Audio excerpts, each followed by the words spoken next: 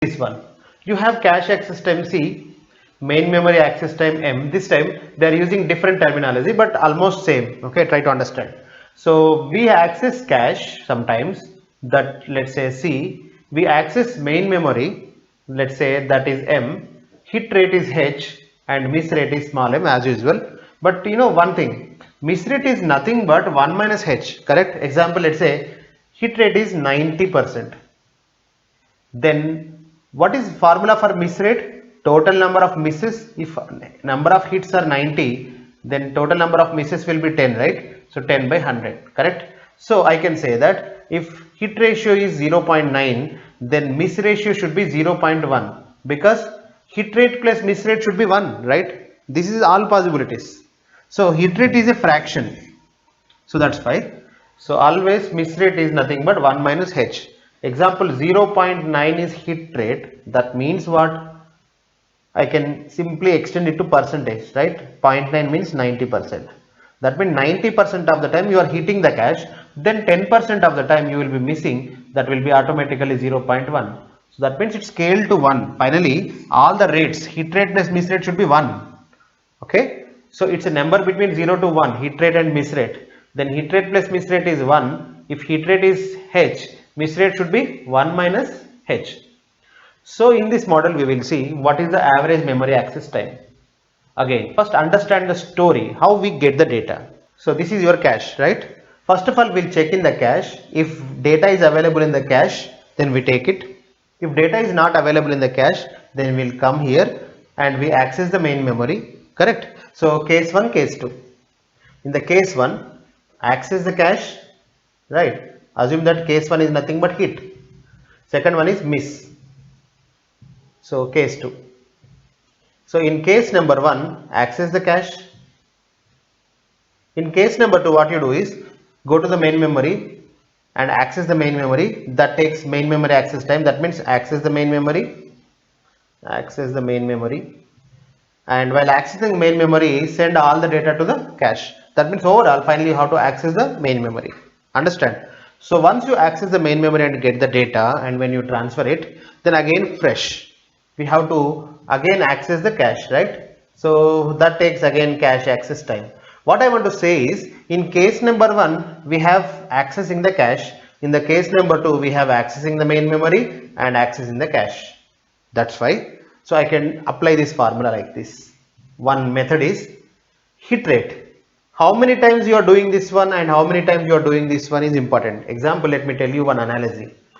Let's say you are the person who you are selling something. Let's say you are doing business 2 days, one Sunday, one Saturday.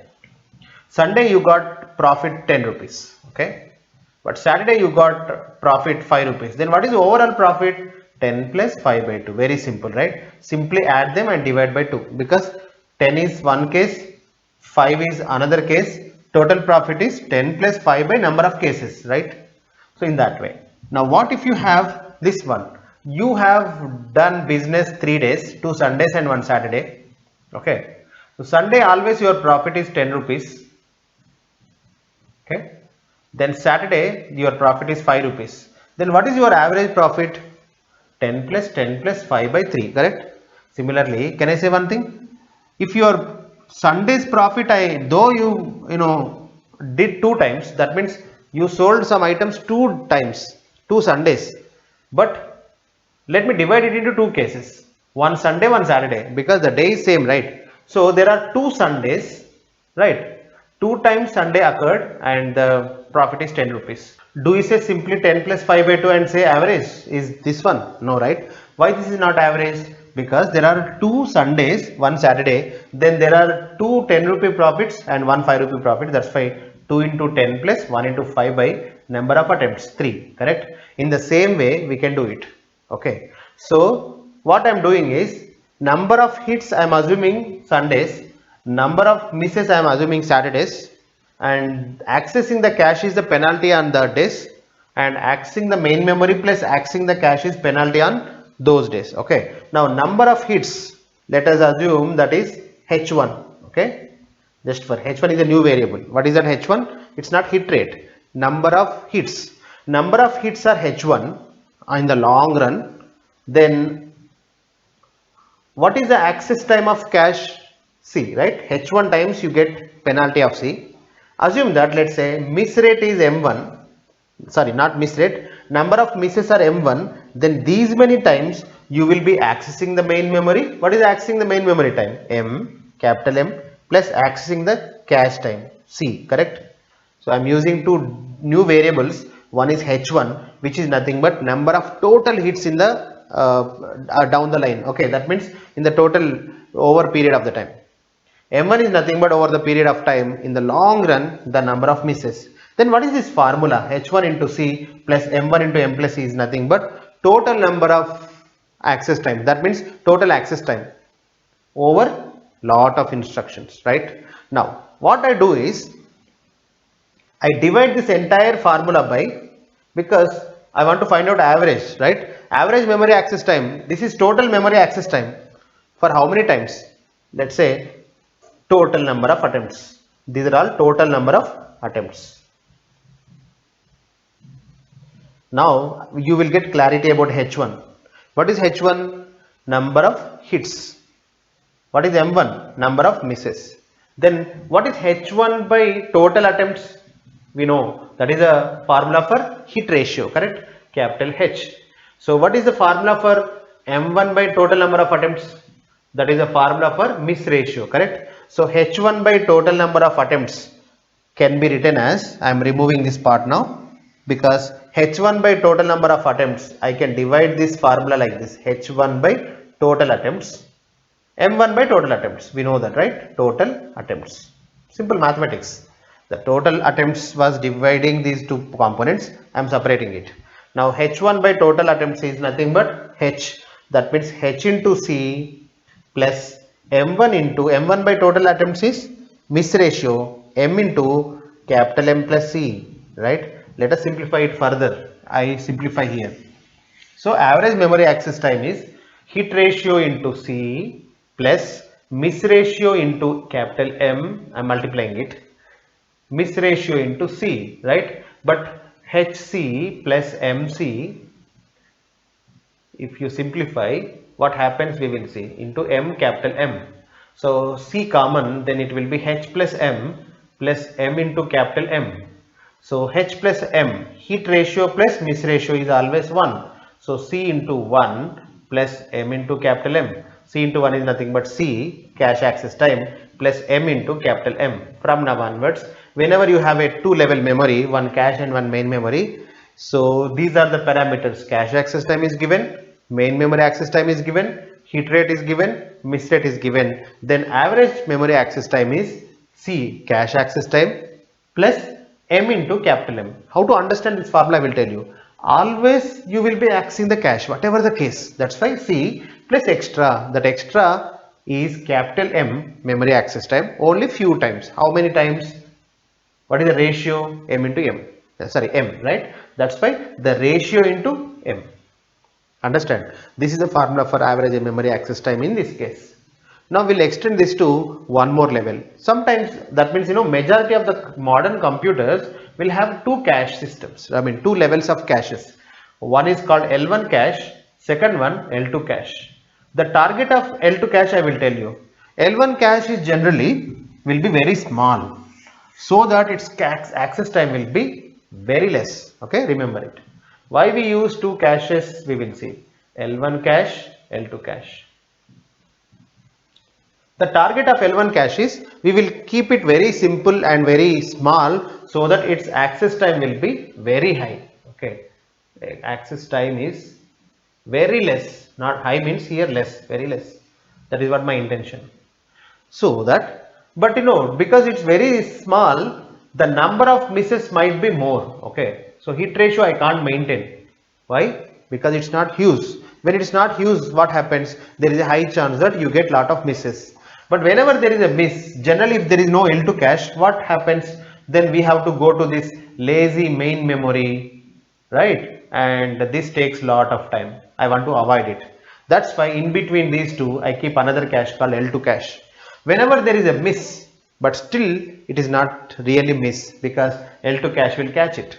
Okay, we'll plan this L2 cache little bit large, so that its access time is reasonably good. Example, let's say main memory access time is 100 nanosecond. L1 cache access time, because of its very smallness, only 1 nanosecond. Then I will design L2 cache that is also like made of static RAMs, but it is little bit big. So its hit ratio will be huge, but it takes let's say 5 nanoseconds of time. Just some details, right? So in that way, if you plan, what is going to happen? Why we get advantage? I will tell you. If you miss it, example, let's say hit ratio, definitely hit ratio will be affected. So assume that let's say hit ratio is very less, 80%. Okay. But L2's cache, because its size is very high, reasonably good, then its hit ratio is 90%. Okay. Now main memory's hit ratio, let's assume 100%. Now what are we going to do is 80% of the time, so we will be having only 1 nanosecond, correct? But in the 20% of the time we will be coming here. How many times we are going to come to the second cache? 20% of the time. In the 20% of the time, generally the penalty will be 100 nanosecond if there is no L2 cache. If there is no L2 cache, think about it. Then in the remaining 20% will come here and we get penalty of 100. Of course, plus this one also. That means I can say that if there is, let us calculate, assume first there is no L2 cache. If there is no L2 cache, then average memory access time will compute. Average memory access time is, see, hit ratio very less. Then what is the formula? In L1 cache and main memory model, just remember it, L1 cache plus main memory, that's it. Simple. Always we access L1 cache, it takes 1 nanosecond plus the remaining percentage, 20% of the time we will come to main memory and the penalty is huge, 100 nanosecond. So it would become 1 nanosecond plus 20% of 100 is 100 gets cancelled, 20 nanosecond. So here it is becoming 21 nanosecond, right? 21 nanosecond. What if I keep one more cache in between? Then how much benefit we are going to get, we will see. So first of all, we will search in the L1 cache, understand? Then if you don't get it, then we'll come to L2 cache. If you don't get it here, then we'll come to main memory. Sir, what is the formula for it finally? Very simple. First, come here. If you don't get here, then you come here. If you don't get here, then you come here. And once you get here, then transfer the data to L2 cache and again transfer the data to L1 cache. And now access it. Try to understand. So you have L1, L2, main memory, which is the final one. If you understand this concept, then you can answer any question. That's why it takes a little bit time. Have patience. If you get data in L1, take it. So what if I don't get in L1? Case number 2. You don't get in L1, but you get in L2. Then simply transfer it to L1, like main memory to cache 1. How did you do that? In the same way, transfer it to here and access it. Sir, third case. What if I don't get in L1, then I came to L2, and what if I don't get in L2? Then go to main memory. My assumption is always data is there in main memory, in the last hierarchy, last level, okay? Now data is not in L1, data is not in L2, but data is in main memory. Some students might have this doubt. Sir, sometimes we heard that in operating system, so main memory may not contain all the data. At that time there will be another memory called secondary memory or hard disk. From hard disk we get it, right? That case we will see later. Here let me assume that now main memory definitely contains the data. Okay, of course we can extend that to later to remaining things. So in that case, not available in main memory, then simply transfer the data to L2, then again transfer the data to L1. Understand? That means keep the data in L2 and L1 also, then again access L1. Understand? So we have to find out what is the average memory access time in this model, right? So that we can see the difference between this 2-level model and 3-level model. Okay, so remember this one. In the 2-level model, where you have only just L1 cache and main memory, the average memory access time was 21 nanosecond.